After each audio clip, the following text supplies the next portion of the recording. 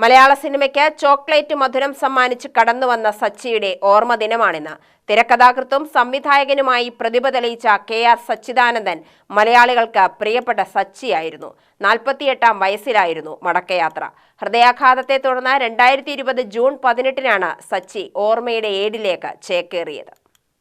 കഥാന്ത്യത്തിൽ കലങ്ങിത്തെളിയണം, നായകൻ വില്ലൊടിക്കണം, കണ്ണീര് നീങ്ങി കളിച്ചിരിയിലാവണം ശുഭം, കയ്യടി പുറകെ വരണം. എന്തിനാണ് ഒരു ചോദ്യമോ ദുഃഖമോ ബാക്കി വയ്ക്കുന്നത്? തിരശ്ശീലയിൽ നമുക്ക് ഈ കൺകെട്ടും കാർണിവലും മതി.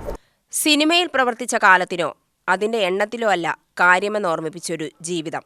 കേവലം 13 വർഷത്തിനിടയ്ക്ക് എണ്ണം പറഞ്ഞ സിനിമകളിലൂടെ മലയാളികളെ തിയേറ്ററിലേക്ക് എത്തിച്ച സംവിധായകനും തിരക്കഥാകൃത്തുമാണ് സച്ചി.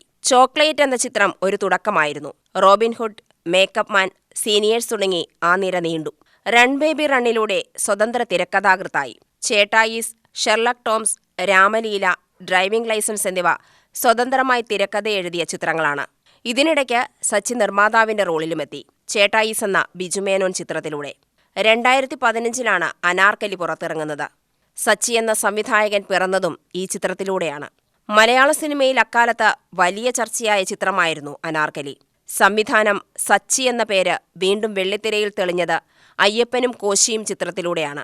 സച്ചിയുടെ കരിയറിലെ ഏറ്റവും മികച്ച സിനിമയെന്ന് മലയാള ചലച്ചിത്ര ലോകം വിലയിരുത്തി. സ്വയം വഴിവെട്ടി വന്ന സിനിമാ തറവാട്ടിലേക്കൊരു കസേര സ്വയം വലിച്ചിട്ട് സച്ചി ഇരിപ്പുറപ്പിച്ചു. അയ്യപ്പൻ നായരും കോശി കുര്യനും തമ്മിൽ കൊമ്പുകോർത്തപ്പോൾ മലയാളക്കര പക്ഷേ ഭേദമില്ലാതെ സച്ചിക്കൊപ്പം ചേർന്നു. ഈ ചിത്രത്തിലൂടെ മികച്ച സംവിധായകനുള്ള പുരസ്കാരം സച്ചി കേരളത്തിലെത്തിച്ചു. പക്ഷേ അത് നേരിട്ട് വാങ്ങാൻ സച്ചിയില്ലായിരുന്നു.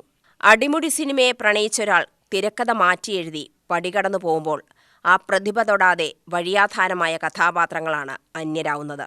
UTV news, Palakkad.